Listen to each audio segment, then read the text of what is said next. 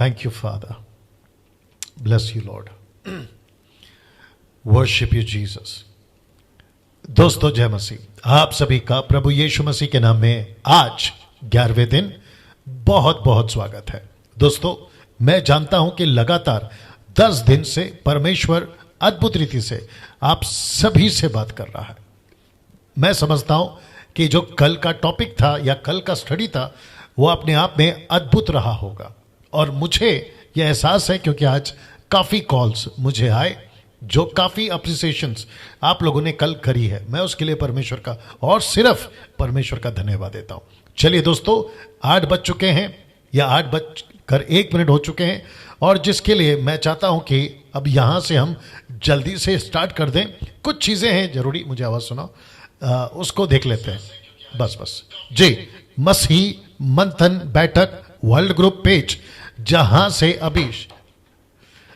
से अभी मैं लाइव आ रहा हूं, और साथ ही साथ डैनियल राज के पेज से भी मैं आपको दिखूंगा जी। उसकी वजह यहां है कि हम शेयर कर रहे हैं, जैसे आप लोग दूसरों के पेज पे शेयर कर रहे हैं वैसे मैं उस पेज पे शेयर कर रहा हूं। मसीह मंथन पे आप लोग जितनी तादाद में जुड़ना चाहिए था वो मैं समझता हूं कि कल परसों आप लोग जुड़ चुके हैं।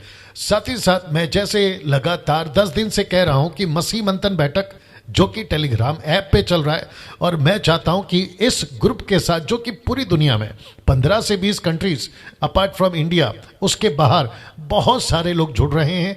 और मैं समझता हूं कि मैं पर्सनली व्यक्तिगत तौर पे मैं चाहता हूं कि आप लोग अगर नहीं जुड़े हैं, मैं आपको इनवाइट करता हूं, वेलकम करता हूं कि इस ग्रुप के साथ में जुड़े, क्योंकि ये ग्रुप का मकसद पूरे भारत के अंदर नहीं, पूरी दुनिया में खरी शिक्षा, सही शिक्षा के साथ आगे बढ़ना है। आज का जो टॉपिक है, आज का जो स्टडी है, मैं समझता हूं कि इस पर ज्यादा जोर दिया जाएगा कि कैसे हम जो है सही शिक्षा के साथ आगे बढ़ सकते हैं। जी दोस्तों, तो आपको करना क्या है, सबसे पहले आपको ये जो ऐप है आपके प्ले स्टोर या फिर आपका एप्पल स्टोर या जी हाँ, प्ले स्टोर, एप्पल स्टोर, जो भी है, ठीक है ना, वहां पे जाके आपको इसको डाउनलोड करना है। ये ऐप है और भारत का ऐप है, चाइना का नहीं। आप इसको डाउनलोड कर लीजिएगा, और इस नंबर पर ये 3 नंबर और ये 3 नंबर, तो टोटल हो गए 6 नंबर। आपको करना क्या है कि इनमें आपको कॉल करना है सुबह 10 से लेकर रात को 9 बजे तक। जी दोस्तों, आपको सुबह 10 से लेकर रात को 9 बजे तक कॉल करना है। फिर उसके बाद में ये आपको इस ग्रुप के साथ में जोड़ देंगे। अब दिक्कत एक आ रही है, और वह यह है कि बहुत सारे लोग इस नंबर पर कॉल ना करते हुए मेरे नंबर पे कॉल कर रहे हैं या मुझे कॉल कर रहे हैं। मैं रिक्वेस्ट करता हूं ऐसा मत करिए, क्योंकि मुझे काफ़ी टाइम जो है वक्त मुझे बिताना पड़ता है स्लाइड्स पर, साथ ही साथ जो कॉल्स आते हैं उस पर, और ऊपर से अगर ऐसे कॉल्स आएंगे कि मसीह मंथन से कैसे जुड़ें, तो मैं समझता हूं कि फिर इनको मैंने और ये नंबर आपको मैंने क्यों दिए हैं, तो प्रश्न उठता है। ठीक है ना, तो थोड़ा सा ध्यान रखिए, जो चीज़ें करनी है उसी पे फोकस किया करें, तो मैं समझता हूं कि काम आसान हो जाएगा। मैं सभी को इनवाइट करता हूं, और खास करके मैं चाहता हूं कि आज मैं पहली बार बोल रहा हूं पूरे 11 दिन में, मैं आप सभी जितने पास्टर्स हैं भारत और भारत के बाहर, आप जिस किसी भी डिनोमिनेशन से आते हैं, सिर्फ कल्ट ग्रुप जो कि जवा विटनेस, माता यरूशलेम, ओनली जीसस, साथ ही साथ सर्वशक्तिमान परमेश्वर वाला एक ऐसा ग्रुप निकला है कोरिया से, और साथ ही साथ इल्यूमिनाटीज, ऐसे जितनी भी कल्ट ग्रुप्स हैं उनको छोड़ बाकी सभी कलीसिया के लोगों को, सभी पास्टरों को मैं इनवाइट करता हूं इस मसीह मंथन बैठक के ग्रुप से जुड़ने के लिए। मैं आपको अभी से बता दूं कि कम से कम 250 के आसपास पास्टर जुड़ चुके हैं हमारे साथ में इस मसीह मंथन बैठक के साथ में। मैं आपका भी वेलकम करता हूं, आप लोग भी जुड़े, और मिलकर हम यूनिवर्सल कलीसिया, जिसको कहते हैं सर्वव्यापी कलीसिया, को बनाने में हम सब साथ में काम करेंगे। ठीक है ना दोस्तों। नाउ साथ ही साथ मैं आपको बता चुका हूं ये टोटल 6 नंबर हैं, इसकी स्क्रीनशॉट ले लें और फिर आपको इन्हीं को कॉल करना है। नाउ दोस्तों, मसीह मंथन बैठक की कलीसिया स्टार्ट हो चुकी है पिछले संडे से। आज सैटरडे है, ओके, ठीक 2 दिन के बाद आपके बीच में कम से कम 8 भाषाओं में, मसीह मंथन के पेज से 8 भाषाओं में आपको जो है कलीसिया मिल जाएगी। पंजाबी, मराठी, इंग्लिश, तेलुगु, तमिल, कन्नड़ा, फिर उसके बाद में बंगाली और हिंदी। लास्ट में हिंदी रहेगा, यानी कि ठीक 8 से 9 बजे तक, जो कि मैं आपको लाइव दिखूंगा संडे के दिन। साथ ही साथ दोस्तों मसीह मंथन बैठक पेज अगर आपने अभी तक लाइक नहीं किया है जल्दी से कर लें। 50 दिन की स्टडी में 11 दिन बीत चुके हैं और मैं समझता हूं कि बहुत अद्भुत बीत रहा है और बचे जो दिन हैं वो भी अद्भुत बीतेंगे। इस आशा के साथ में आपके बीच में ये बात को रखना चाहता हूं कि कुछ डिसिप्लिन्स आपसे हम उम्मीद रखते हैं, जैसे कि आपका टाइम पर ऑनलाइन आना, साथ ही साथ नोट्स बनाना और तीसरा है गंभीरता से सीखना। आप लोग इसको कर रहे हैं, मैं उसके लिए परमेश्वर का धन्यवाद देता हूं ना। दोस्तों टाइम पर आना बहुत जरूरी है। कुछ लोग लेट आते हैं और फिर उसके बाद में जल्दी चले जाते हैं। मुझे नहीं पता आप ऐसा क्यों कर रहे हैं। आपको पूरा देखना है, पूरा सीखना है। आपकी अगर नौकरी की समस्या है, आपका टाइम का समस्या है तो बाद में देखिए, मैं उस बात को समझता हूं। लेकिन अगर आप नहीं देख रहे हैं, थोड़ा सा देखते हैं, आपको थोड़ा में कुछ नहीं मिलेगा। जैसे आप टेबल पर बैठते हैं ना खाने के, अगर आपको भूख लगी है और आपके प्लेट पे सिर्फ एक ही रोटी या चपाती या थोड़ा सा खाना आपको दिया जाए तो आप क्या कहोगे, मुझे और चाहिए। वैसे ही आपकी जो आत्मा है ना, उसको अच्छा खाना चाहिए और पूरा चाहिए, सटीक चाहिए। उसकी कोशिश हम यहां से कर रहे हैं, बड़ी मेहनत के साथ करते हैं। स्लाइड्स बनाना आसान नहीं है, फिर उसके ऊपर मेहनत करना, बातों को रखना, कॉन्टेक्स्ट को स्टडी करना, क्या कहते हैं, लैंग्वेजेस को स्टडी करना, उसके बाद में इसको डिजाइन करना आसान नहीं है। और ये सब मैं कर रहा हूं बिना किसी कीमत के या किसी फीस के या किसी प्रकार का फॉर्म 200, 300, 500 में जो कि कुछ लोग बेच रहे हैं, मैं नहीं कर रहा हूं। आप सभी के बीच में मैं मुफ्त रख रहा हूं और कॉन्सेप्ट यीशु का है, मुफ्त में मिला है, मुफ्त में बांटो, दैट्स इट। तो उसका थोड़ा सा वैल्यू करें और मैं समझता हूं कि आपकी ही उन्नति होगी, मेरी नहीं, आपकी उन्नति होगी। मेरा खाना मुझे खाना है, मैं बढ़ूंगा, आपका खाना आपको खाना है, आप बढ़ोगे। जी दोस्तों, साथ ही साथ कुछ लोगों का मैं वेट कर रहा हूं। जैसे ही 900 का आंकड़ा क्रॉस होता है मैं स्टार्ट कर दूंगा। आपको साथ ही साथ याद दिला दूं, जी जितने YouTube पर अभी हैं उन सभी को मैं कहना चाहता हूं कि आप लोग जल्दी से अगर फर्स्ट टाइम देख रहे हैं तो चैनल को सब्सक्राइब कर लीजिएगा और साथ ही साथ दूसरों को शेयर करिएगा। मैं समझता हूं कि दूसरों को बांटना या फिर मेरी मैसेजेस की इंफॉर्मेशंस या फिर दूसरों को कहना कि डैनियल राज के चैनल को सब्सक्राइब करो, मैं समझता हूं कि बहुत ज़रूरी है। जी दोस्तों, ऐसा ज़रूर करिएगा। उससे क्या होगा कि बहुत सारे लोग जो खरी शिक्षा की तलाश में हैं वो सीख पाएंगे, समझ पाएंगे और परमेश्वर के राज्य में बढ़ पाएंगे। मेरी आपसे ये विनती है। चलिए दोस्तों, अब बात करते हैं। जी जब या एक सेकंड दीजिए मुझे, कहाँ गया। जी एक सेकंड दीजिएगा। ओके, मैं इन सब बातों पर कल चर्चा कर चुका हूं। जी दोस्तों, ये वो नंबर है जिसके ऊपर आपको कॉल करना है कल दोपहर 2 से शाम 6 बजे तक। जी दोस्तों, इस नंबर पर मैं रिक्वेस्ट करता हूं, मसीह मंथन से कैसे जुड़ें उसके लिए कॉल नहीं करना है इस नंबर पर। पास्टर डैनियल मसीह मंथन क्या है, इस पे कॉल नहीं करना है। आपको जो 6 नंबर शुरुआत में दिए उस पे आपको कॉल करना है। जी दोस्तों, ना मैं समझता हूं कि 780 के आसपास में लोग पहुंच गए हैं। मैं चाहता हूं जैसे ही 900 हो जाते हैं, इसलिए वेट कर रहा हूं कि बड़ी तादाद में आप लोग जल्दी से जुड़ें और जिसके चलते इसको क्या हो गया, अच्छा आ गया।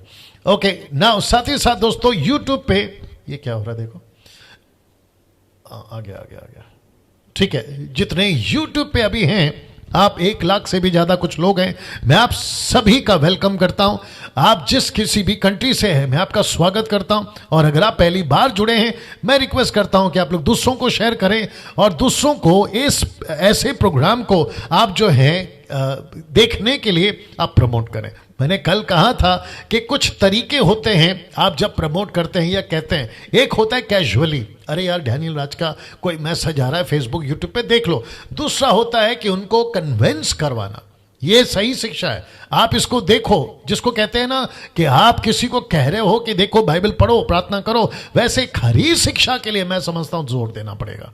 और जब तक जोर नहीं देंगे, मैं समझता हूं कि लोग नहीं समझेंगे, ठीक है ना। और आज ज्यादातर जोर खरी शिक्षा पर ही आज की स्टडी जो है आधारित रहेगी। चलिए दोस्तों, मैं समझता हूं कि 850 हो चुके हैं। मैं 50 लोगों का और वेट कर रहा हूं। जैसे ही 900 लोग जुड़ जाते हैं, मैं आगे बढ़ूंगा। जी दोस्तों, आप जब तक अपनी तैयारी कर लें, आपका जो नोट्स है, बाइबल है, घर का माहौल है, सब कुछ ठीक कर ले दोस्तों, ताकि फिर हम जो है जल्दी से आगे बढ़ सकते हैं। जी, साथ ही साथ डैनियल राज के पेज से भी लोग जुड़ रहे हैं जी, या जल्दी जल्दी जुड़ते चले जाएं। इस नंबर को भी नोट कर लें।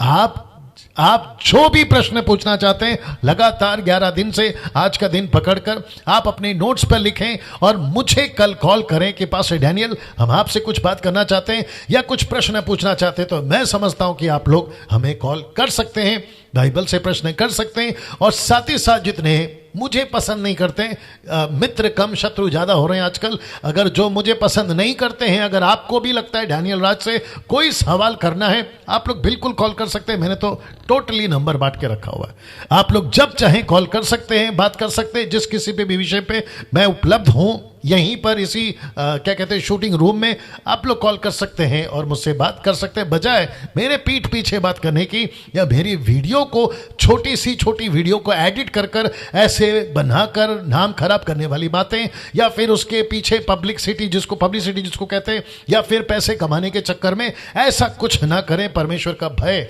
आपके अंदर आना बहुत जरूरी है। कुछ थे बीच में 20 दिन पहले, कुछ उल्टे सीधे 20 या 30 दिन पहले कुछ उल्टे सीधे काम किए थे। अब मैं समझता हूं कि परमेश्वर उनसे बात करेगा। चलिए, मैं समझता 9 लोग बाकी हैं। जैसे ही 9 लोग मिल जाते हैं, 900 का आंकड़ा क्रॉस होता है आपके बीच में, हम शुरू करेंगे। जी, अब 900 होने पर ही हैं। जी दोस्तों, जी जल्दी से जुड़ जाएं और इस वचन के साथ मैं यहां से अब आगे बढ़ूंगा। जी, जुड़ गए टोटल 900 लोग। मैं समझता हूं कि अभी देख रहे हैं, आप सभी का यीशु के नाम में मैं डैनियल राज स्वागत करता हूं। जी दोस्तों, आप नीचे टाइप कर सकते हैं जैसे आपको ठीक लगता है। आप अपनी प्रतिक्रिया दे सकते हैं प्रभु की महिमा के लिए। उत्पत्ति की किताब, उसका 3रा अध्याय वचन 8 आपके बीच में अभी हम बात करने पर है, जो कि वचन कहता है, मैं पढ़ने जा रहा हूं, जो कि वचन कहता है कि तब यहोवा परमेश्वर जो दिन के ठंडे समय, याद रखिए जब भी ब्रैकेट या किसी प्रकार का लाल कलर होता है या ब्लैक स्पॉट होता है, उसका कोई ना कोई मतलब जरूर होता है। मैं बताने जा रहा हूं, वापस से पढ़ देते हैं कि तब यहोवा परमेश्वर जो दिन के ठंडे समय वाटिका में फिरता था, ब्रैकेट में लिखा है पहले भी फिरता था, क्योंकि शब्द है फिरता था। आपको समझना होगा मूसा की लिखाई, जो कि कहता है कि परमेश्वर अक्सर शाम को आदम से संगति करने या मिलने या बगीचे में आता होगा, ऐसा उसने लिखा है कि फिरता था। लेकिन ऊपर लिखा है कि ठंडे समय, ऊपर लिखा है कि ठंडे समय। अब यह मूसा की अपनी राइटिंग है।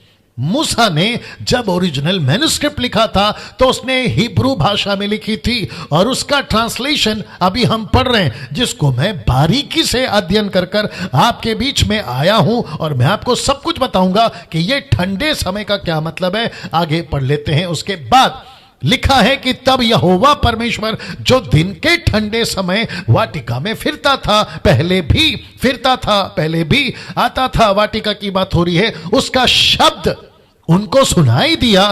तब आदम और उसकी पत्नी यानी हवा, ऐसा लिखा है कि उसका शब्द, ये जो शब्द है ना, इस पर भी आज स्टडी होगी। लिखा है शब्द सुनकर या उनको सुनाई दी, तब आदम और उसकी पत्नी, ऐसा लिखा है कि वाटिका के वृक्षों के बीच, इसका मतलब है पेड़ों के बीच, यहोवा परमेश्वर से छिप गए। ऐसा लिखा है छिप गए। इसका मतलब है कि वो छुप गए। किससे? परमेश्वर से, परमेश्वर की आवाज से वे छिप गए। अब साथ ही साथ एक क्या कहते हैं, ये जो स्लाइड है तीनों को साथ में रखा है। लिखा है ठंडे समय, फिर लिखा है वाटिका में फिरता था, और तीसरा है उसका शब्द। मैं एक साथ आपके बीच में इसको रखूंगा, एक साथ। आइए देखते हैं यह क्या है। अगर आप लोग तैयार हैं, मैं आगे बढ़ना चाहूंगा। लिखा है ठंडे समय, फिर लिखा है वाटिका में फिरता था, फिर लिखा है उसका शब्द। मैं फिर से पढ़ा देता हूं। ऐसा लिखा है ठंडे समय को देखकर परमेश्वर फिर ने आया, उसको देखकर, परमेश्वर की आवाज को सुनकर। ऐसा लिखा है कि दोनों पति पत्नी, एडम एंड ईव, लिखा है दोनों पति पत्नी पेड़ों के पीछे छुप गए। ऐसा लिखा है कि पेड़ों के पीछे छिप गए। क्यों? आइए सुनते हैं। लिखा है, देख लीजिए, कुछ चीजें इंग्लिश में है, आपको समझा देता हिंदी में।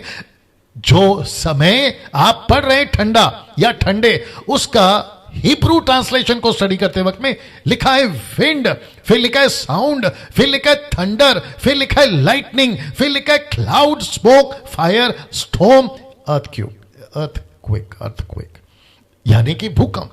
ये सब कुछ, ये जो हिब्रू ओरिजिनल ट्रांसलेशन है, ये उसका खुलासा है।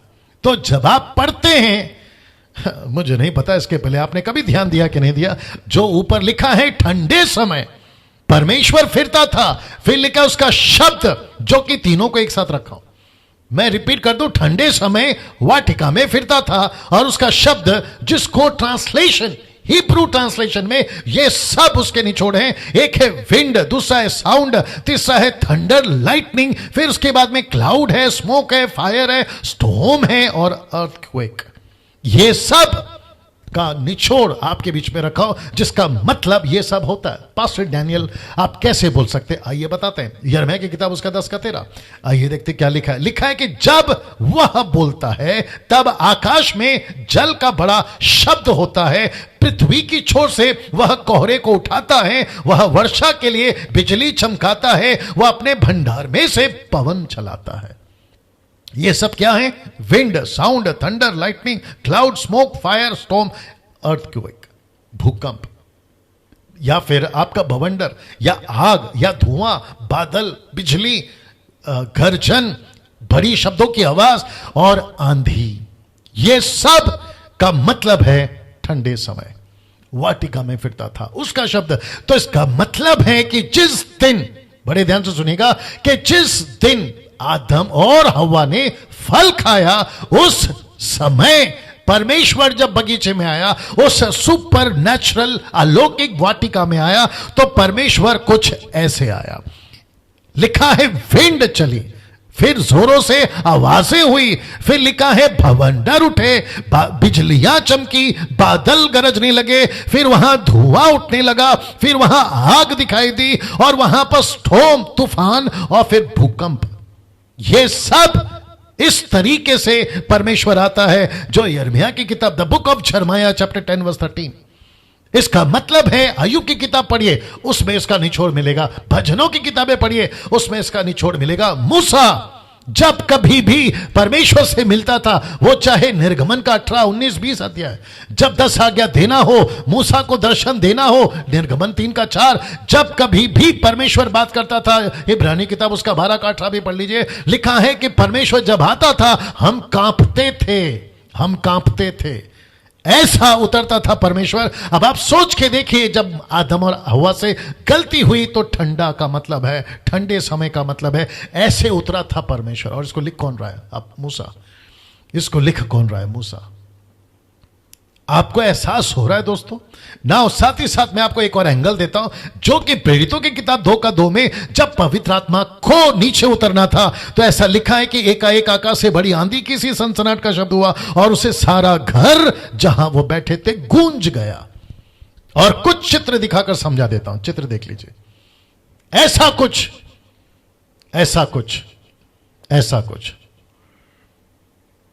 ऐसा कुछ, जी ऐसा कुछ, जो कि लिखा है फिर से, wind, sound, thunder, lightning, cloud, smoke, fire, storm, earthquake.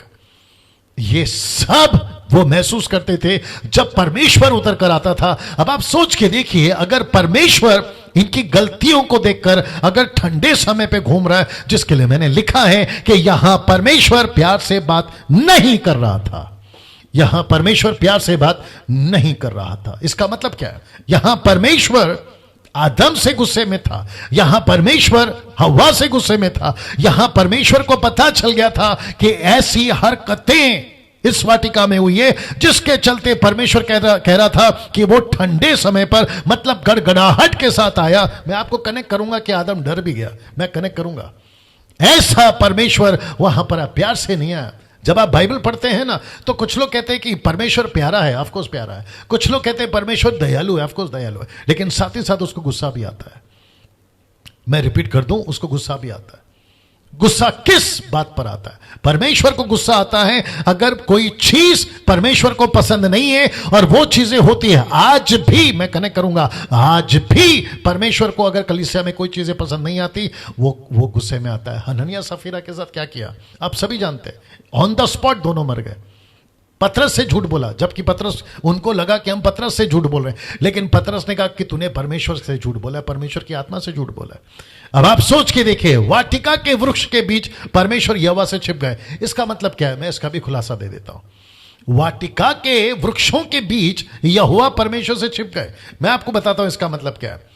मेरे पास में दरअसल जब मैं स्लाइड बना रहा था ना, मैं साथ ही साथ ये वृक्ष का भी क्या कहते हैं ना, कनेक्शन देने पर था। लेकिन जब मैंने देखा कि इतना मसाला है, मैं इसमें नहीं गया। आपको थोड़ा सा झलक अभी दे देता हूं। आपको याद होगा कि यीशु मसीह के पास में एक व्यक्ति आया था जो अंधा था। यीशु मसीह ने, आई थिंक यूहन्ना की किताब 9वां अध्याय, यीशु मसीह ने कीचड़ का लेप लगाया और उसको कहा कि जाकर नदी में धो ले। तो जब पहली बार लगाया और पूछा उसको क्या दिख रहा है, तो उसने क्या कहा पता है? मुझे मनुष्य पेड़ों की तरह दिखते हैं। तो आदम ने जब गलती करी तो पेड़ों के पीछे छुपा। आज भी इंसान जब गलती करता है तो सहारा किसका लेता है, या ब्लेम किसको करता है? मनुष्य को। या फिर मदद किसकी लेता है? मनुष्यों की। परमेश्वर से दूर, मनुष्यों के नजदीक। मनुष्यों से दूर, परमेश्वर के नजदीक।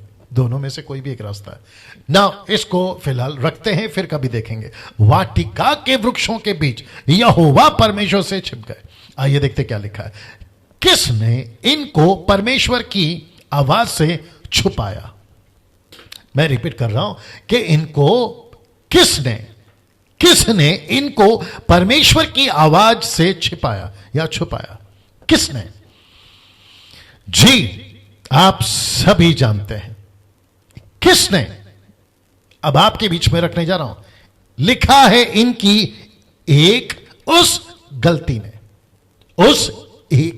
ने इनको परमेश्वर से छुपा दिया। जी, और आपको पता है जब कभी भी इंसान गलती करता है उसको जाना चाहिए परमेश्वर के पास, लेकिन शैतान यही तो चाहता है। देख लीजिए, यही तो चाहता है, वो यही तो चाहता था और वो यही चाहता है कि इंसान गलती करे लेकिन परमेश्वर के पास में ना जाए, बल्कि परमेश्वर से छुपता घूमे। ये देख लीजिए, छुपता घूमे, परमेश्वर से छुपे। यही तो शैतान चाहता है, क्योंकि उसको पता है कि अगर परमेश्वर के पास में आएंगे तो परमेश्वर माफ करेगा। अगर ये पश्चाताप करेंगे, पतरस ने गलती करी, पतरस लौट कर आया, परमेश्वर ने पतरस को माफ किया, लेकिन पतरस छुपा नहीं। जैसे जूडस भी माफी मांगता तो मिल जाती, लेकिन जूडस ने माफी नहीं मांगी ना, फांसी लगा ली खुद को। आप है मेरे साथ में। वाटिका के वृक्षों के बीच यहोवा परमेश्वर से छिप गया, क्योंकि किसने इनको परमेश्वर की आवाज से छुपाया? उस एक गलती ने। मैं उसको कनेक्ट करने जा रहा हूं, लेकिन सबसे पहले यह समझते हैं शैतान यही चाहता है, यही चाहता था और यही चाहता है, आज भी यही चाहता है। वो यही चाहता है कि हम परमेश्वर के पास में ना जाएं। अभी अगर जो मुझे देख रहे हैं, आपके साथ में कोई गलतियां हुई है, मुझे नहीं मालूम। आपके साथ में कोई बातें हुई हैं, मुझे नहीं मालूम, लेकिन अगर आपके साथ में कोई गलतियां हुई हैं, आपको परमेश्वर के पास जाना है, मनुष्य के पास में नहीं। एक कम से कम 50% क्रिश्चियन, जिसको कैथलिक कहते हैं, आपको पता है उनको जब एहसास होता है हमसे गलती हो गई है, तो आपको पता है वो क्या करते हैं? वो फादर के पास में जाते हैं। कुर्सी के बीच में, इधर की कुर्सी के बीच में एक छोटा सा पर्दा होता है, उस पर्दे की तरफ में फादर होता है और ये इंसान यहां होता है, और अपनी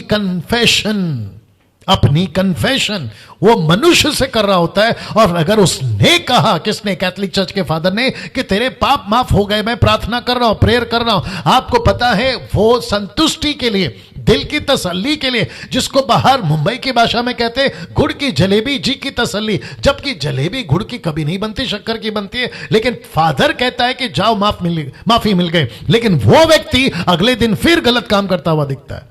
माफी सिर्फ और सिर्फ परमेश्वर दे सकता है, सिर्फ और सिर्फ परमेश्वर दे सकता है। दोस्तों, दरअसल लूसीफर, आज भी कई लोग परमेश्वर की सच्ची आवाज से छुप रहे हैं। आज भी कई लोग परमेश्वर की सच्ची आवाज से छिप रहे हैं। मुझे नहीं पता क्यों वो छिप रहे हैं। और आपको पता है परमेश्वर की सच्ची आवाज क्या है? मन फिराओ, यीशु जब प्रचार करते थे यही आवाज थी, मन फिराओ। जब यीशु के पहले यूहन्ना, उसने भी यही कहा, मन फिराओ, नहीं सुने। पतरस ने प्रचार करी, नहीं सुने। पौलुस ने प्रचार करी, नहीं सुने। 21वीं सदी आज भी सड़कों पर, कलीसियाओं के पुलपिट के ऊपर, मेगा चर्चेस में या फिर आपके क्रूसेड में यही कह रही है आवाज, किसकी? परमेश्वर की। लोग नहीं फिराते, पता है क्यों? दूसरा तिमोथी 4:3 कहता है, क्योंकि ऐसा समय आएगा, लिखा है कि लोग खरा उपदेश, लिखा है, ना सह सकेंगे, पर कानों की खुजली के कारण अपनी अभिलाषाओं के अनुसार अपने लिए बहुतेरे उपदेशक बटोर लेंगे। अब आप सोच के देखिए, कौन सा समय आएगा जहां लोग खरा उपदेश मसीह मंथन यही तो लेके चल रहा है। डैनियल राज यही तो प्रचार कर रहा है कि हमें सबको खरा उपदेश में आगे बढ़ना है। अब आप सोच के देखिए, आज भी कई लोग परमेश्वर की सच्ची आवाज से छिप रहे हैं। हमको मत प्रचार करो ऐसी प्रचार, हमको मत सुनाओ खरा संदेश, हमको मत बताओ कि परमेश्वर के नजदीक आना है, हमको मत बताओ कि परमेश्वर की इच्छा के अनुसार चलना है। ऐसा सही आवाज, सच्ची आवाज से आज भी शैतान छुपा रहा है। मैं कनेक्ट करूंगा आगे भी इसको। अब बात करते 3:9 का एक और हिस्सा, ये देखते क्या लिखा है। तब यहोवा परमेश्वर ने पुकार कर आदम से पूछा, तू कहां है? तू कहां है? मुझे बहुत सारे पॉइंट आज कवर करने, इसलिए मैं जल्दी से आगे बढ़ रहा हूं। लिखा है कि तू कहां है। अब आप सोच के देखिए, क्या करूं, चलिए बता देता हूं। कुछ ऐसे लोग हैं जो इस स्टेटमेंट पर, सनातन धर्म, राहुल आर्या या फिर और भी कई लोग ये पूछते हैं, और हमारी बाइबल पर, बाइबल देना, ये हमारी बाइबल पर कहते हैं कि देखो, इनका परमेश्वर को पता ही नहीं था कि आदम कहां है। उत्पत्ति की किताब की इस आयत को निकालते हैं और कहते हैं कि देखो, इनके परमेश्वर को पता ही नहीं है कि आदम कहां है, इसलिए पूछ रहा है कि आदम तू कहां है। इसको कहते हैं मूर्ख, और इसको कहते हैं मूर्खता की बातें। अब इनको कौन समझाएं कि परमेश्वर हर चीज जानता है, लेकिन यहां क्यों पूछा, जिसको मैंने आपको समझाने के लिए अलग से लिखा है। याद रखो, जब भी स्टार होता है ना, तो मैं उसके ऊपर बात कर रहा होता हूं जी। कुछ लोग कहते हैं कि इनके परमेश्वर को पता ही नहीं है। यार, मुझे एक बात समझ में नहीं आती, जब तुमको कुछ चीजें समझ में नहीं आती, अपनी टांग क्यों डालते हो? ऐसे लोगों को मैं कहना चाहता हूं, पहला पूरा पढ़ा करो, बात को समझा करो, कॉन्टेक्स्ट को समझा करो, परमेश्वर यहां क्या करने की कोशिश कर रहा है। लिखा है तू कहां है। अब आप इसको देखिए, परमेश्वर ने क्यों पूछा तू कहां है? क्या परमेश्वर नहीं जानता था? परमेश्वर सब जानता है, या परमेश्वर सब जानता था?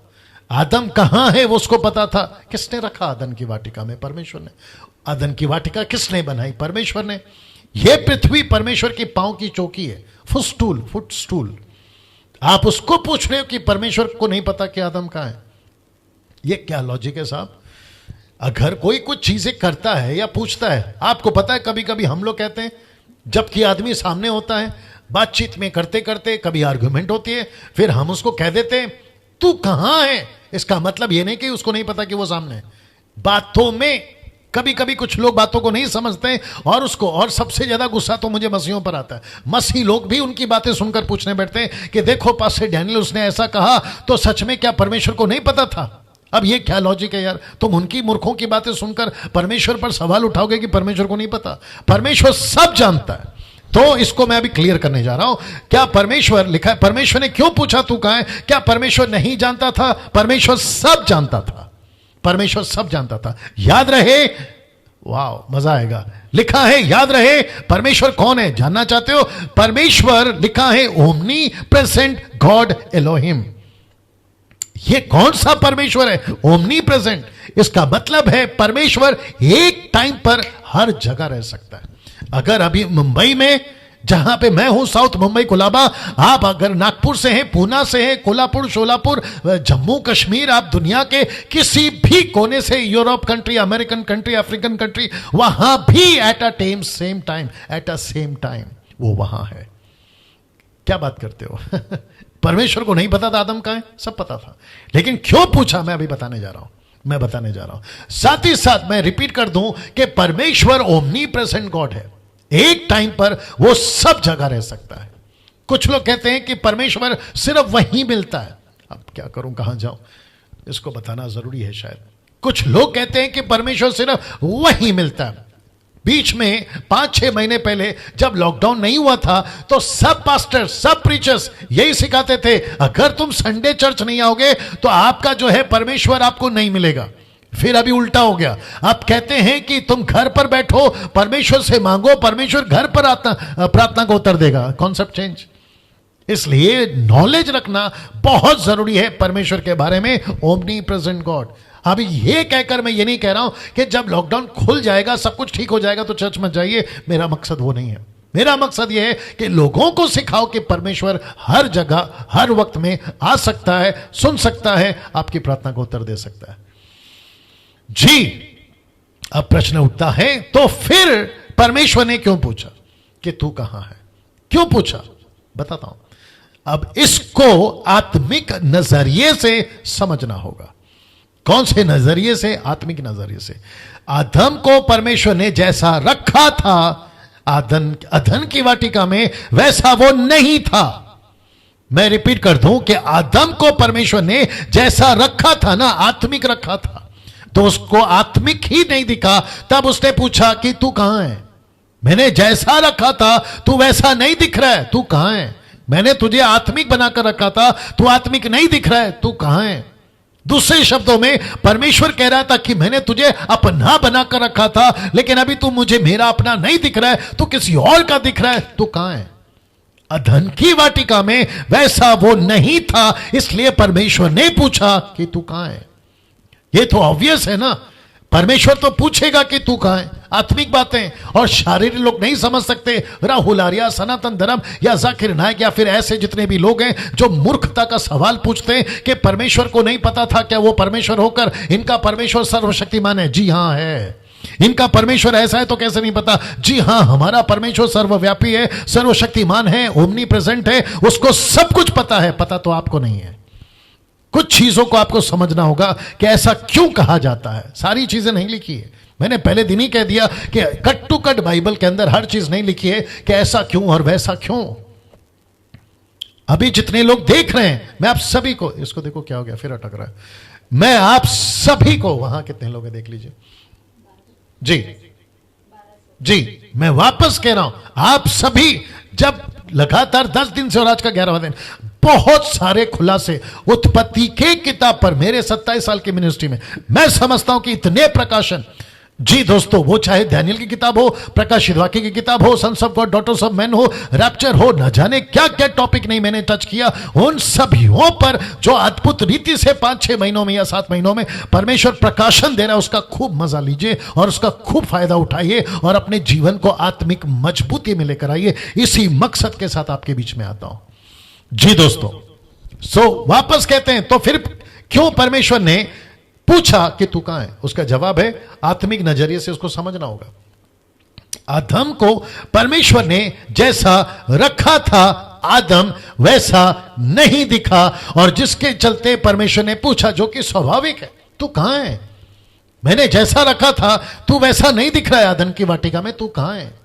दूसरे शब्दों में, आत्मिक नजर में जब परमेश्वर ने उसको रखा था, या क्या कहते हैं स्पिरिचुअल रियल्म में, जब वो नहीं दिखा, शारीरिक बन गया फल खाकर, तो वो तो पूछेगा ना कि तू कहां है। हर मतलब, माफ करें, हर शब्द का एक अपना अलग मतलब होता है। हर शब्द का अपना एक मतलब होता है। अगर आप उसको सीधा सीधा देखोगे, कुछ कुछ चीजें ऐसी होती है आपको नहीं समझेगा। एग्जाम्पल के तौर पर मैं आपको बता देता, अगर मैं हिंदी में कहता हूं कि कल, आप तो पूछोगे ना कौन सा कल। अगर इसी को मुझे इंग्लिश में बोलना है तो फिर मुझे मेंशन करना पड़ता है कि टुमारो और यस्टरडे, ऐसा मेंशन करना पड़ता है। लेकिन जब हिंदी की बात आती है तो एक ही शब्द है, कल। तो आप तो पूछोगे ना कौन सा कल, तो वैसे ही पूछो ना कि परमेश्वर तूने कहा तू कहां है, तो कौन से मतलब से पूछा कहां है, ये भी तो पूछ लेना मेरी जान। ये भी तो पूछ ले। ये नहीं पूछते, सीधा रॉ समझते, कच्चा कहते ये देखो ऐसा लिखा है। इसलिए संसारिक शारीरिक लोग परमेश्वर की बातों को नहीं समझेंगे। यही तो यीशु ने कहा कि, क्या नाम था उसका, यूहन्ना की किताब 3 अध्याय में, निकुदेमुस रात को आया यीशु के पास में, यीशु की तारीफ करने लगा। यीशु ने कहा कि जब तक तू नए सिरे से जन्म नहीं लेगा। अब हो सकता है कि वहां जितने थे उनको नहीं समझ में आया। निकुदेमुस को भी नहीं समझ में आया, हो सकता है चेलों को भी नहीं समझ में आया, लेकिन यीशु ने कहा नए सिरे से आपको भी नहीं समझ में आता अगर वचन 5 नहीं लिखता तो। यीशु ने फिर स्पष्ट किया नए सिरे से मतलब है आत्मा से और पानी से जन्म लेना। इतना पढ़ा लिखा आदमी को नहीं समझ में आया, तो यीशु की सीधी बात है जो एक लाइन में आत्मिक लोग ही समझ सकते हैं। वाह ना, उत्पत्ति 3:10 लिखा है, उसने कहा मैं तेरा शब्द, किसने कहा? आदम ने। उसने कहा मैं तेरा शब्द सुनकर, मैं तेरा शब्द बारी में सुनकर डर गया। डर को मैंने ब्रैकेट किया, मैं बताऊंगा, क्योंकि मैं नंगा था इसलिए मैं छिप गया। डर क्यों? शब्द को सुनकर। कौन सा शब्द? वही ठंडे समय, क्योंकि परमेश्वर की आवाज, बाप रे, परमेश्वर की आवाज इतनी भयंकर और इतनी डरावनी और इतना सख्त और इतना गुस्से वाला था, जिसका जिक्र मैं कर चुका हूं कि बिजली गरजी, आंधी उठा, तूफान आया, क्या कहते हैं, बादल नीचे आ गए, गर्जन हो गए, भूकंप हो गया। ऐसी आवाज को सुनकर लिखता है कि मैं डर गया। जब हरकतें ऐसी करिए तो डर तो आएगा ही ना। शब्द को सुनकर, देख लीजिए, शब्द को सुनकर। फिर कहता है नंगा था, इसका मतलब है अंजीर के पत्ते बनाए थे, पत्ते पहने थे, पत्ते को, कैन यू बिलीव दिस, इसके पास में पहले से कपड़े, इसके ठीक वचन के पहले अंजीर के पत्ते कपड़े बनाकर खुद पहने, और कहता है मेरे पास में कपड़े नहीं है, मैं नंगा हूं, नेकेड। ये कौन सी बातें हैं आत्मिक? तो मैं सबसे पहला कहता है मैं डर गया, दूसरा कहता है मेरे पास में वो कपड़ा नहीं है जो कपड़ा आपने दिया था, महिमा वाला। क्या बात है, वाह दोस्तों, कैसा लग रहा है? आप नीचे कमेंट बॉक्स में टाइप करके बताते रहे, क्या अद्भुत अद्भुत बातें परमेश्वर आपके बीच में रख रहा है। मैं डर गया था, ऐसा शब्द था, डरावना, ऐसा शब्द था जिसको कहते हैं बड़े जोरों की आंधी चली, लाइटनिंग, थंडरिंग, ये सब चल रहा था, ऐसी आवाज थी। इसको सुनकर आदम कहता है मैं डर गया था, और फिर कहता है मेरे पास में कपड़े नहीं है, जबकि अंजीर का कपड़ा पहना हुआ है, अंजीर के पत्तों का कपड़ा पहना हुआ है ये आदमी, उसके बावजूद कहता है मेरे पास में कपड़े नहीं है। तो कौन सा कपड़ा नहीं है? महिमा वाला, वो कपड़ा जहां पर परमेश्वर ने इसको पहना कर रखा था। इसलिए परमेश्वर ने पूछा बेटा तू कहां है, इसलिए पूछा तू कहां है।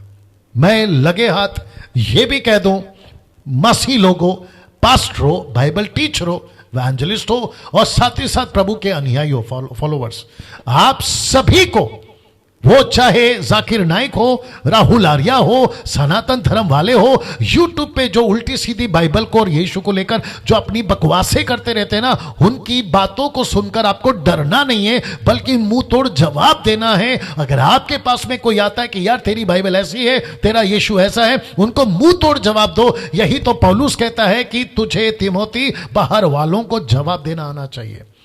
पहला कुरिन्थियों की किताब, जल्दी से निकालो, पहला कुरिन्थियों की किताब, उसका 4 अध्याय वचन 1, आई होप सो, पहला कुरिन्थियों 4:1, जल्दी निकालिए।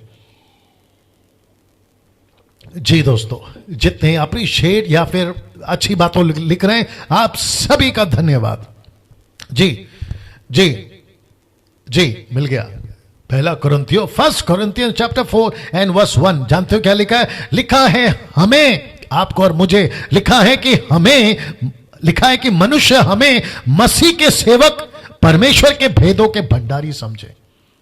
मसीह के सेवक और परमेश्वर के भेदों के भंडारी। इंग्लिश में निकालो जल्दी से, इंग्लिश में भी निकालो। इसका मतलब क्या है? जब कोई डैनियल राज को सुने तो क्या समझे? यार इसके पास में जवाब होगा, यार इसके पास में प्रभु का वचन होगा, यार इसके पास में रेवलेशन होगा। वैसे ही आपको भी देखकर बोलना चाहिए। पढ़ो पढ़ो पढ़ो, इंग्लिश में पढ़ो, वहीं से पढ़ो। जी जी, Let a man so account of us as of the ministers of Christ and stewards of the ministries of God. Steward, Steward of mysteries of God. Mysteries of God. इसका मतलब है कि हमको परमेश्वर के स्टीवर्ड और मिस्ट्रीज ऑफ गॉड, मतलब परमेश्वर के रहस्य को जानने वाले स्टीवर्ड।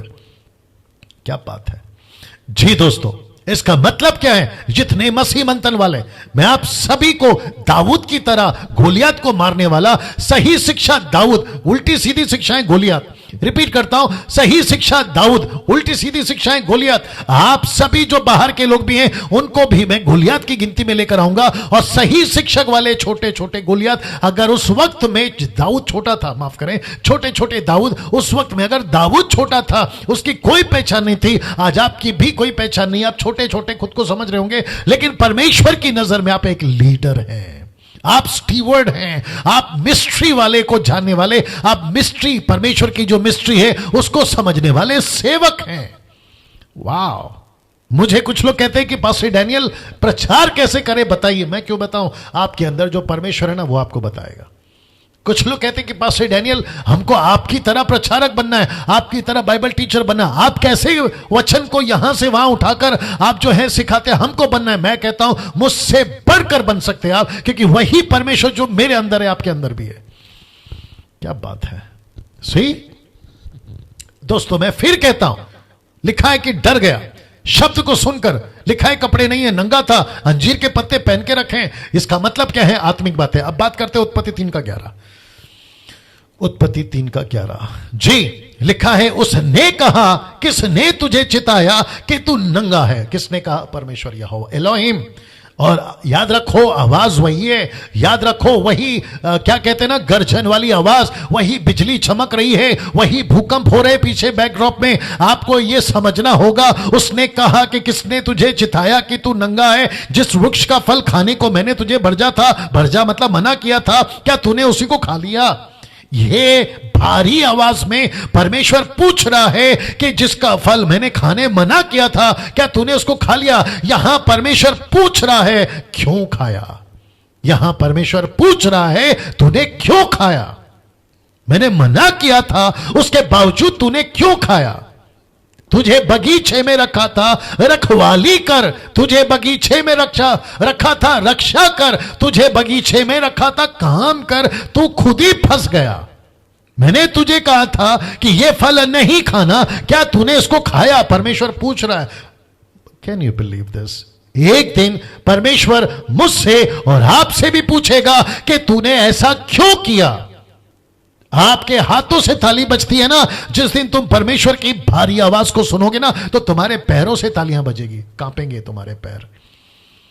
मैं फिर कहता हूं, आग से खेलो बच जाओगे, बिजली से खेलो बच जाओगे, परमेश्वर से खेलोगे नहीं बचोगे।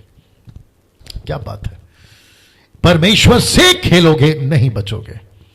और इसलिए यहां परमेश्वर पूछ रहा है, क्यों खाया? मैंने मना किया था, तूने क्यों खाया? यह पूछना स्वाभाविक है, यह पूछना वाजिब है, यह पूछना ऑब्वियस है।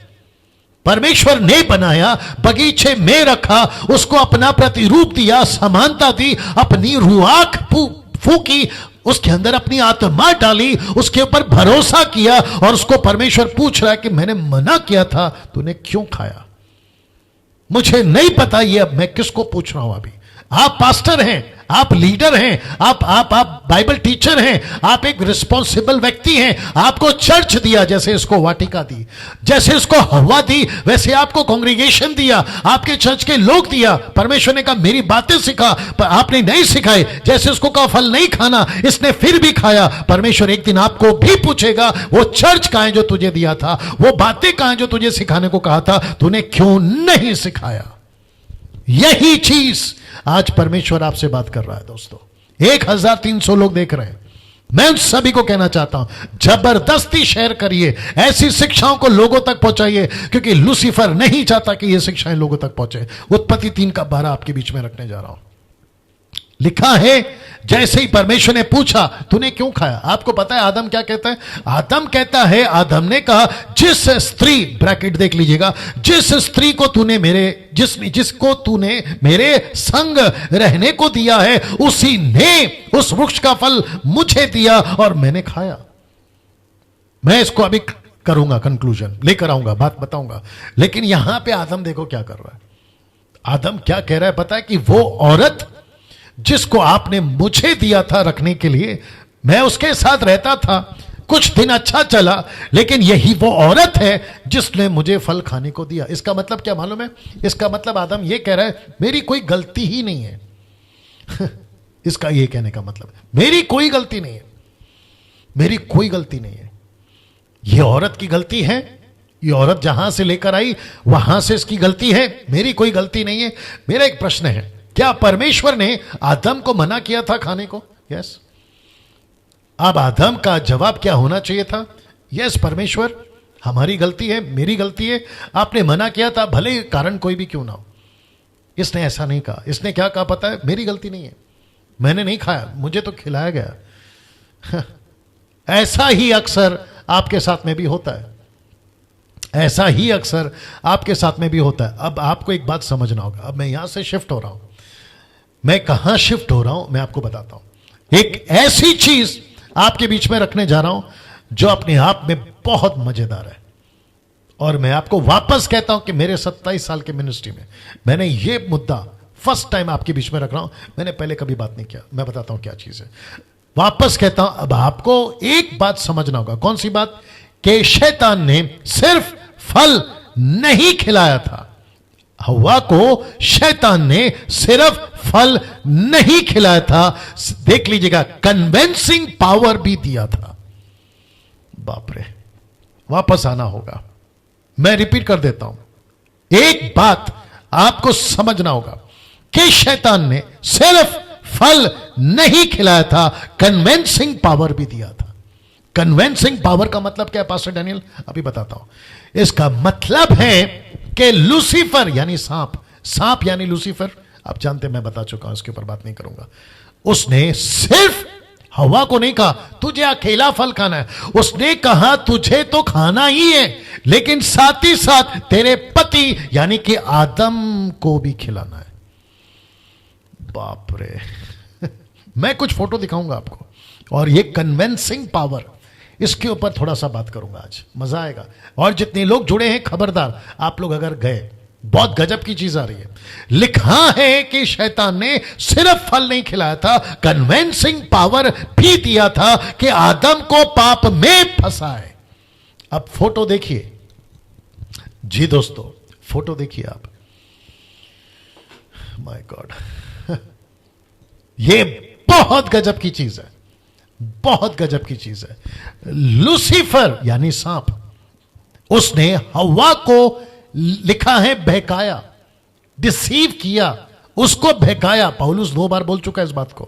पहला दूसरा कुरिन्थियों 11:3 में, दूसरा तिमोथी उसका दूसरा अध्याय वचन 14-15 में, ये 2 बार बोल चुका है उसको कि हव्वा फंसी, हव्वा फंसी, हव्वा बहकाई गई। लेकिन एक ऐसा एंगल आपके बीच में रख रहा हूं, एक ऐसा दृष्टिकोण, एक ऐसा हिस्सा, एक ऐसा साइड आपके बीच में रख रहा हूं कि लूसीफर ने सिर्फ उसको फल नहीं खिलाया, लेकिन कन्विंसिंग पावर भी दिया। कन्विंसिंग पावर, कन्विंसिंग का हिंदी शब्द क्या है? कि तुम दूसरों को, क्या कहते हैं ना, कन्विंसिंग, दूसरों को तुम तैयार कर सको, उनको अपने जाल में फंसा सको। कन्विंसिंग पावर के आदम को पाप में फंसाए। बाप रे बाप रे। तो उस दिन यहां सिर्फ फल नहीं खाया, लेकिन ऐसी पावर दी गई जिसको कहते हैं कंसीविंग पावर, कन्विंसिंग पावर, माफ करें, कन्विंसिंग पावर, कन्विंसिंग पावर। ये फोटो देख लीजिए, आपको एहसास हो जाएगा। तो लूसीफर ने हव्वा को फल खिलाया, ये बात सही है, और पहले इसी ने खाया। देख लीजिए फोटो, और वचन भी कहता है। नाउ अब आप कह रहे होगे कि पास्टर डैनियल कन्विंसिंग पावर क्यों? अब आपको बताता हूं। जैसे कि कोरोना वायरस, वैसे ही एक और वायरस है, और उसको कहते हैं SIN वायरस, यानी कि सिन वायरस। ये ऐसा सिन वायरस था जो आदम में जाना जरूरी था, जो आदम की सब संतानों में फैलेगा। अब आप लोग समझ गए होंगे धीरे धीरे। मैं वापस आता हूं, यह सिन वायरस था जो आदम के अंदर जाना जरूरी था, हव्वा के अंदर गया, लेकिन अगर आदम नहीं खाता तो शैतान, इधर देख लीजिए फोटो, तो शैतान फेल हो जाता। क्योंकि आदम और हव्वा की वजह से जो बच्चे पैदा होंगे, जो बच्चे निकलेंगे ना, वो बच्चे पापी होना चाहिए। इसका प्रकाशन पौलुस को मिला रोमियो 5:12। इसलिए जैसा एक मनुष्य के द्वारा पाप जगत में आया, पाप के द्वारा मृत्यु आई, इसी रीति से मनुष्य से पाप सब मनुष्यों में फैल गई, मृत्यु सब मनुष्यों में फैल गई, इसलिए कि सबने पाप किया। इसलिए कि सबने पाप किया। यह पाप फैला कैसे? मैं वापस आ जाता हूं आपके बीच में। उस दिन सिर्फ हव्वा ने फल नहीं खाया था। उस दिन सिर्फ हव्वा ने फल नहीं खाया था। शैतान ने उसको सिर्फ फल नहीं खिलाया था, उसको कन्वेंसिंग पावर दिया था। कन्वेंसिंग पावर कि इसको आप फंसा दो, आप पाप में इसको फंसा दो, ऐसी पावर दी थी। और ये पावर उसके बाद में फैल गई। मैं आपको बताता हूं कैसे फैल गई। जैसे वायरस फैलता है ना, वैसे ही हव्वा के अंदर गया, हव्वा से आदम के अंदर गया, आदम से केन के अंदर गया, केन से फिर उसके बाद में तो गजब हो गया साहब, बेड़ा गर्क हो गया उसके बाद। और यही तो लिखा है, ये ऐसा सिन वायरस था जो आदम में जाना जरूरी था और जो आदम के सब संतानों में फैलेगा, जो सब संतानों में फैलेगा। क्या कभी ऐसा देखा था बाइबल को? क्या कभी ऐसा समझा था बाइबल को? क्या कभी अदन की वाटिका में यह सब कुछ हो रहा था साहब? मैं परमेश्वर का धन्यवाद देता हूं कि ऐसे प्रकाशन आपके बीच में इस युग में लाने के लिए प्रभु अनुग्रह दे रहा है। मजाक नहीं है मसीह मंथन का पेज, मजाक नहीं है जो आपके बीच में मैं बातें कर रहा हूं, मजाक नहीं है। कुछ लोगों को लगता होगा शैतान ने ऐसा बना कर रखा है, कोई फर्क नहीं पड़ता। हाथी चले बाजार, कुत्ते भूखे हजार, कोई फर्क नहीं पड़ता। लेकिन मैं परमेश्वर का धन्यवाद देता हूं जो अभी 1300 लोग मुझे देख रहे हैं, आप सभी से परमेश्वर बात करे कि ये सिन वायरस आदम में घुसा और जाना जरूरी था, क्योंकि उसके बाद जो बच्चे पैदा होंगे, लूसीफर को अच्छे से पता था, इसलिए उसने कन्वेंस कर दिया। माय गुडनेस, मैं इसको और बताना चाहता हूं आपके बीच में। ऐसा नहीं, इसको रख, ये फोटो को रखते हैं, माफ करें, ये फोटो को देख लीजिएगा। इसका मतलब क्या पता है? हव्वा कहती है ये इतना अच्छा है, मैंने इसको खाया है, देखो मुझे कुछ नहीं हुआ। आप लोगों को सबको पता है कि प्रतिज्ञा परमेश्वर ने आदम से बांधी थी, आदम से बांधी थी। जैसे ही हवा ने फल खाया कुछ नहीं हुआ, लेकिन जब आदम ने खाया ना तो सब कुछ हुआ। यह बात आप लोग अच्छे से जानते हैं, जिसको मैं प्रचार कर चुका हूं। तो ये मैडम ने क्या कहा कि देखो कितना अच्छा है फल, देखो कितना अच्छा लग रहा है, देखो क्या क्या मजेदार फल है, ऐसा कन्वेंस किया उसको। कन्वेंस का हिंदी शब्द नहीं मिल रहा है, निकालो निकालो निकालो। यकीन दिलाना, और भी हो सकता है कुछ, देखो जब तक जी यकीन दिला दिया उसको, कन्वेंस कर दिया। जी दोस्तों, ऐसा क्या बात किया होगा इसने कि आदम जैसा आदमी उसके झांसे में आ गया। मेरी हिंदी बर्दाश्त करिए, उसके झांसे में आ गया। ऐसा क्या बात की होगी? अब आप सोच के देखिए। और यहीं से शुरू होता है। आपके बीच में रखने जा रहा हूं कन्वेंसिंग पावर कितना मजबूत है, मैं आपको बताने जा रहा हूं। लिखा है कन्वेंसिंग पावर, लिखा है आज भी यह पावर बड़े जोरों से काम कर रहा है। देख लीजिए आपके स्क्रीन के ऊपर, मैं रिपीट कर दूं कि आज भी ये कन्वेंसिंग पावर बड़े जोरों से काम कर रहा है। लूसीफर ने हवा में बोया ये वायरस को, उसके बाद में आदम में गया ये वायरस, फिर जो पाप का वायरस है, सिन का वायरस है, फिर उसके बाद में सिर्फ पापी नहीं बने लेकिन पाप करो ऐसा कन्वेंसिंग पावर भी दिया, गलतियों पे गलती करो ऐसा कन्वेंसिंग पावर दे दिया। उसके चलते आपको पता है नशा करने वाला या नशे करने वाले कन्वेंस कैसे हो जाते हैं, बुराई करने वाले कन्वेंस कैसे हो जाते हैं, कत्ल करने वाले कन्वेंस कैसे हो जाते हैं, आतंकवादी नक्सलवादी कन्वेंस कैसे हो जाते हैं। एक रात में किसी को भी भगवान बना दो और उसके ऊपर विश्वास करने के लिए कन्वेंस कैसे हो जाते हैं। किसी की भी पूजा कर लो, कन्वेंस कैसे हो जाते हैं। अंधविश्वास पर कन्वेंस कैसे हो जाते हैं। पुनर्जन्म, जादू टोना, भूत प्रेत पर कन्वेंस कैसे हो जाते हैं। मेरा प्रश्न है ये कन्वेंस कैसे हो जाते हैं। वापस कहता हूं कन्वेंसिंग पावर देख लीजिए, ये जबरदस्त पावर है, किसी को भी उल्लू बनाया जा सकता है। आज की तारीख में नशा करने वाला मैं कभी नशा नहीं करूंगा कन्वेंस हो जाता है, ऐसा कन्वेंस किया जाता है। मैं कभी बुराई नहीं करूंगा, कन्वेंस हो जाता है बुराई करने के लिए। मैं किसी का कत्ल नहीं करूंगा, कत्ल करने वाला मर्डरर बन जाता है, कन्वेंस हो जाता है। आतंकवादी कैसे बन गए, नक्सलवादी कैसे बन गए, ये कन्वेंस कर लेते हैं। इसलिए तो पौलुस कहता है, रेफरेंस याद नहीं आ रहा, वो कहता है कि बुरी संगति अच्छे चरित्र को बिगाड़ देती है। अगर किसी को पता है तो डाल दीजिए कमेंट बॉक्स में। लिखा है बुरी संगति अच्छे चरित्र को बिगाड़ देती है। और भजन संहिता 1:1 लिखा है धन्य है वो जो परमेश्वर के संग रहता है, ठट्टा करने वालों की मंडली में नहीं उठता बैठता चलता।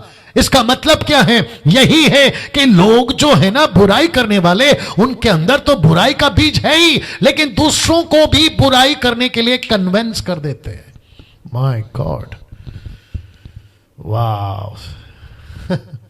सोच के देखिए आप, जितने अविश्वासी अभी देख रहे हैं, आप क्यों भटक रहे हैं? एक रात में कोई पत्थर लाकर रख देता है और आप कन्विंस हो जाते कि यह भगवान है, उसकी पूजा पाठ करने लगते हैं, आप कन्विंस हो जाते हैं, आप अंधविश्वास में भटक जाते हैं। बिल्ली रास्ता काटेगी, आपका काम बिगड़ जाएगा। कन्विंस, तीन तिगाड़ा काम बिगाड़ा, आप कन्विंस हो जाते, फिर तीन दोस्त साथ में नहीं जाते तुम, जबकि खुद तीनों, आत्मा प्राण शरीर।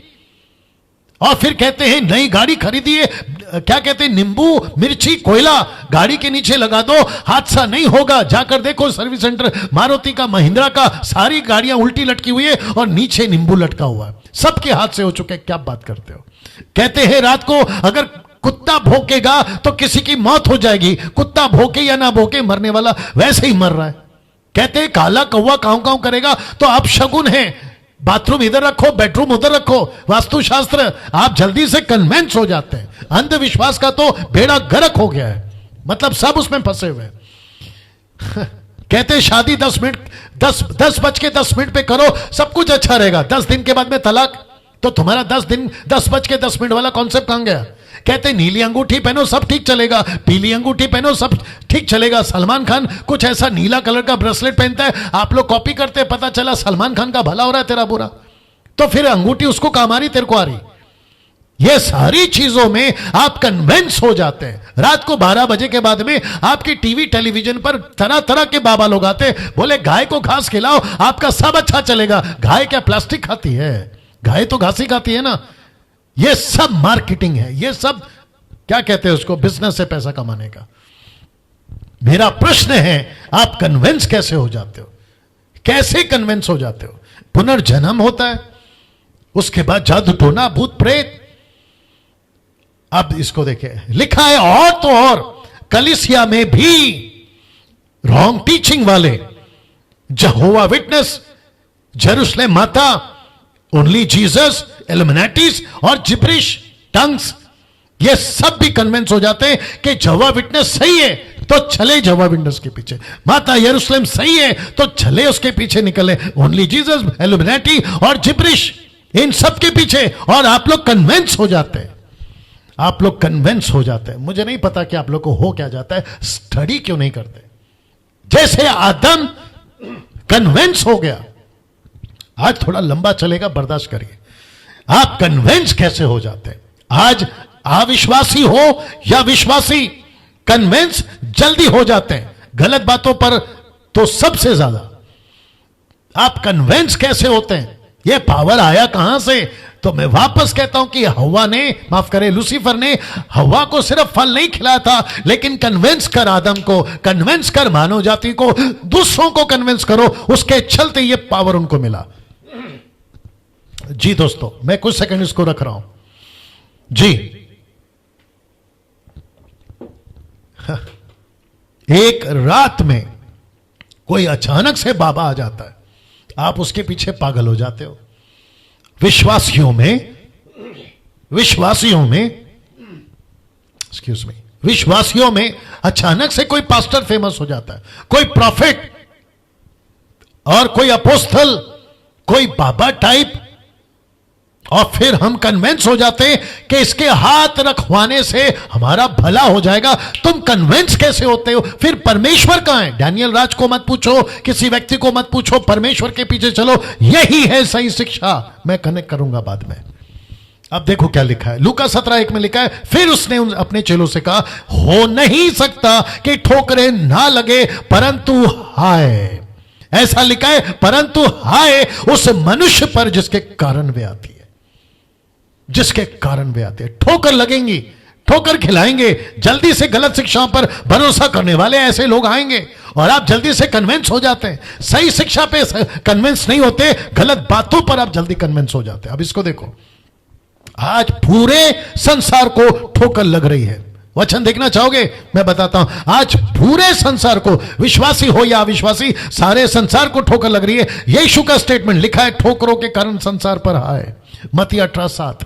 ठोकरों के कारण संसार पर हाय, मुंबई पर हाय, पूना, नागपुर, एपी, केपी, आपका यूरोप, अमेरिका, दुनिया के ऊपर लिखा है हाय। क्यों? यीशु ने 2020 साल पहले कह दिया कि ठोकरों के कारण, गलत बातों को ठोकरों के कारण।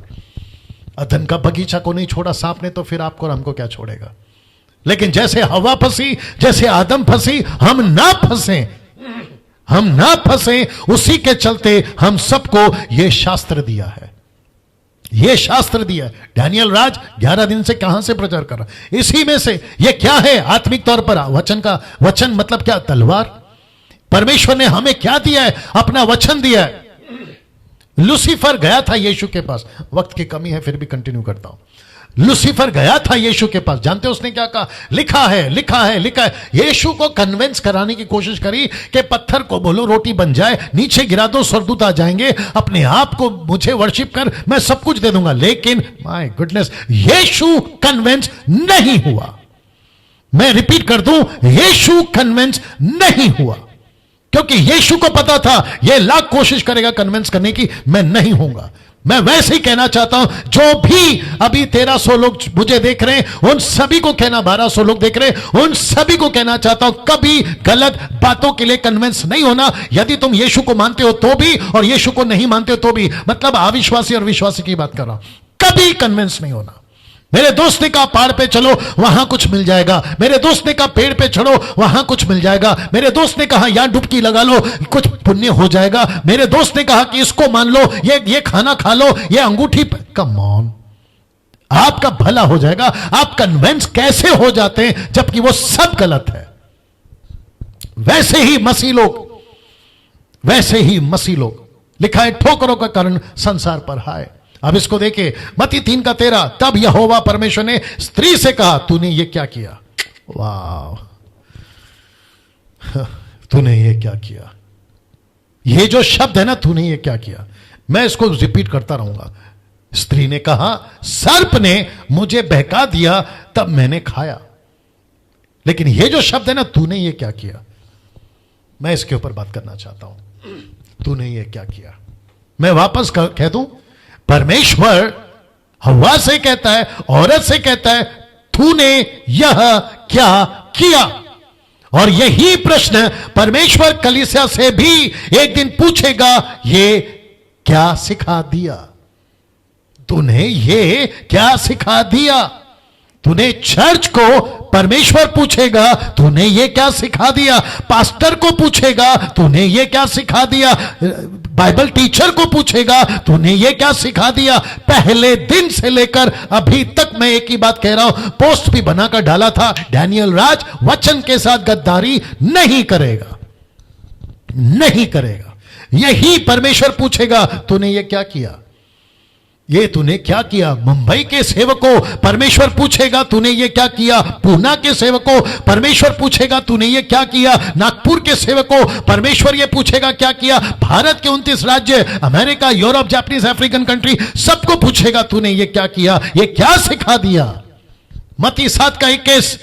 जो मुझसे हे प्रभु कहते हैं, उनमें से हर एक, ब्रैकेट में सेवक और सेविकाई, स्वर्ग के राज्य में प्रवेश नहीं करेगा, परंतु वही जो मेरे स्वर्गीय पिता की इच्छा पर चलता है, यानी कि सही शिक्षा, वही स्वर्ग पर जाएगा। आपको पता है, आज सारा खेल सही सिखाने का और सही सीखने का है। मैं रिपीट कर दूं, आज सारा खेल सही सिखाने का और सही सीखने का है। मैं पूछूंगा आप लोगों से, मुझे क्यों सुनते हो? आप लोग जो अभी कितने हैं, 1300 लोग, मुझे क्यों सुनते हो? आपका एक ही कारण है आपको मुझे सुनने का। भारत के अंदर मैं परमेश्वर का धन्यवाद देता हूं, पहली बात, कि इतनी तादाद में आप लोग मुझे सुनते हैं, और मुझे इसके लिए सिर्फ परमेश्वर का धन्यवाद देने का मन करता है। बाकी किसी को, मुंबई की बात कर रहा हूं, भारत की बात कर रहा हूं, किसी को इतनी तादाद में नहीं देखते, मुझे मालूम है। ऑनलाइन फेसबुक पे अच्छे तुर्रम खान आते हैं, लेकिन नहीं देखते आप लोग इतनी तादाद में, मुझे देखते हैं आप लोग। मैं इसके लिए परमेश्वर का धन्यवाद देता हूं। और मैं आपको बता दूं, आपको खुद की पीठ थपथपानी है। वो इसलिए क्योंकि मकसद एक ही है डैनियल राज का, सही सिखाना, सही शिक्षा, सही सिखाना, सही सिखाने का और सही सीखने का। आप क्यों देख रहे हैं? क्योंकि आप सही सीख रहे हो। मैं क्यों दे रहा हूं? क्योंकि मैं सही सिखा रहा हूं। आज सारा खेल इसी का है दोस्तों। परमेश्वर पूछेगा, वापस पीछे जाता हूं, तूने ये क्या किया? हे औरत, तूने ये क्या किया? औरत से मेरा मतलब है कलीसिया। जैसे आदम के लिए वो कलीसिया औरत थी, हव्वा, वैसे यीशु के लिए ये हव्वा यानी कि कलीसिया। परमेश्वर हर कलीसिया से पूछेगा, बैप्टिस्ट से पूछेगा, मेथोडिस्ट से पूछेगा, पेंटिकोस्टल से पूछेगा, कैरिस्मेटिक से पूछेगा, ऑर्थोडॉक्स से पूछेगा, main line, side line, up line, down line, सबसे पूछेगा, ये तूने क्या सिखा दिया? ये तूने क्या सिखा दिया? मुझे पता है कि मुझे कुछ महीनों से या कुछ सालों से, मैं जब से ये सही शिक्षा के ट्रैक में उतरा हूं, मुझे कुछ लोग पसंद नहीं करते। वो चाहे मुंबई हो, पूना हो, नागपुर हो, भारत हो, कुछ जगहों पर मुझे लोग पसंद नहीं करते और रद्दी भर भी फर्क नहीं पड़ता है। रद्दी भर भी फर्क नहीं पड़ता है। आप मुझे पसंद करते हो नहीं करते हो, मुझे कोई फर्क नहीं पड़ता है। लेकिन मुझे परमेश्वर न्याय के दिन ये नहीं पूछना है कि डैनियल तूने ये क्या सिखा दिया। नहीं पूछना चाहिए। उसका डर मुझे है, उसका डर आपको होना चाहिए। क्या सिखा दिया और क्या सीख लिया? मैं वापस कहता हूं कि यह वाला वचन नहीं भूलना। परमेश्वर की चिंता एक ही है, क्या सीखा और क्या सिखा दिया।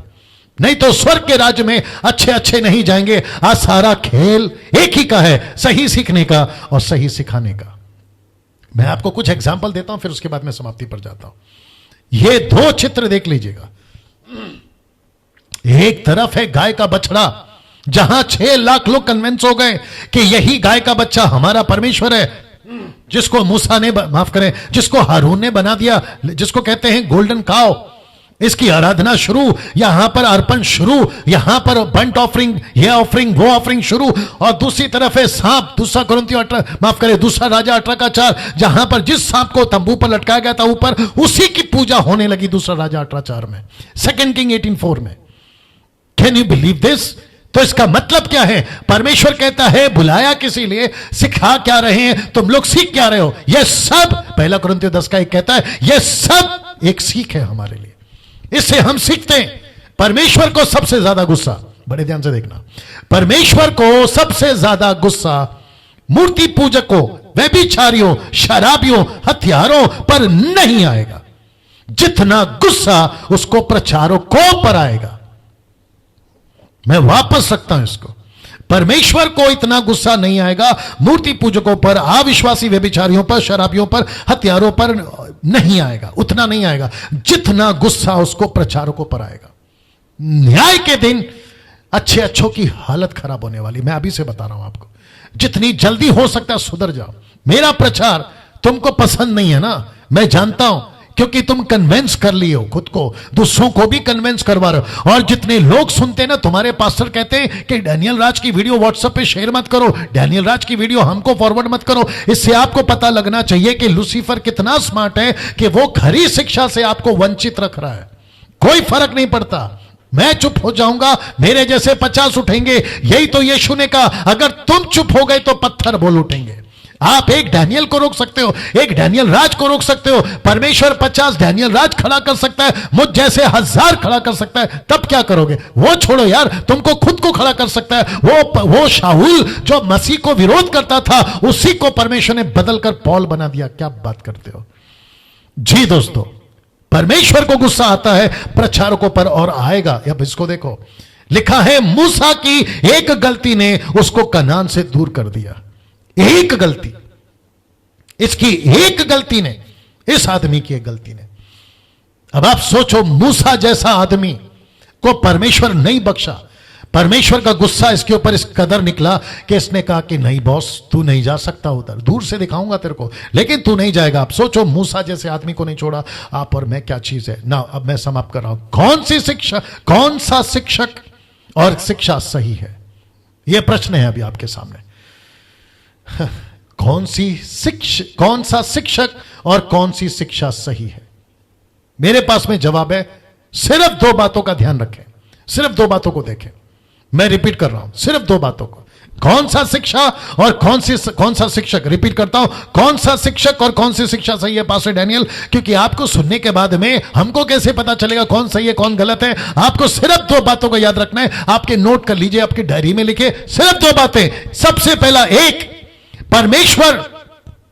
परमेश्वर का मतलब है जो शिक्षा परमेश्वर की पहचान कराए, जो शिक्षा परमेश्वर के नजदीक ले जाए, जो शिक्षा परमेश्वर से प्यार करे, जिसके प्रचार का सेंटर यीशु है, जिसके प्रचार का सेंटर जीसस है, जिसके प्रचार का सेंटर यहोवा एलोहिम है। अगर ऐसा है तो वो शिक्षा सही है, वो शिक्षक सही है। और ये रहा दूसरा, जो कि कहता है परमेश्वर की इच्छा।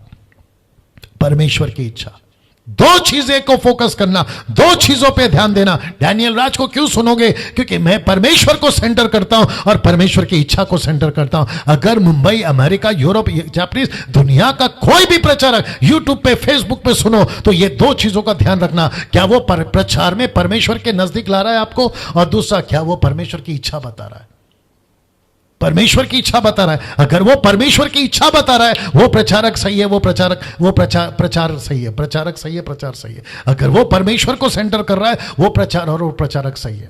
और डैनियल राज को आप क्यों सुनेंगे? मेरी वीडियोस आप दूसरों के साथ शेयर क्यों करोगे? मेरा प्रचार का सेंटर परमेश्वर है, मेरे प्रचार का सेंटर परमेश्वर की इच्छा। ये दो चीजें दोस्तों मैं समाप्त कर रहा हूं। इस नंबर पर आपको कल कॉल करना है अगर आपके पास प्रश्न है, और मैं जानता हूं आज होंगे आपके पास। इस नंबर पे कॉल करिए, प्रचार कैसा लग रहा है, साथ ही साथ में शेयर करिए, मसीह मंथन के पेज को लाइक करिए। संडे के दिन मल्टीपल चर्च 8 लैंग्वेज में हम स्टार्ट कर रहे हैं। फेसबुक में जितने लोग देख रहे हैं पेज को लाइक कर लीजिए, यूट्यूब पे जितने लोग देख रहे हैं मेरे चैनल को सब्सक्राइब कर लिए, और दूसरों को शेयर करिए, रिकमेंड करिए, क्योंकि ऐसी शिक्षाएं पूरी दुनिया में फैलनी चाहिए।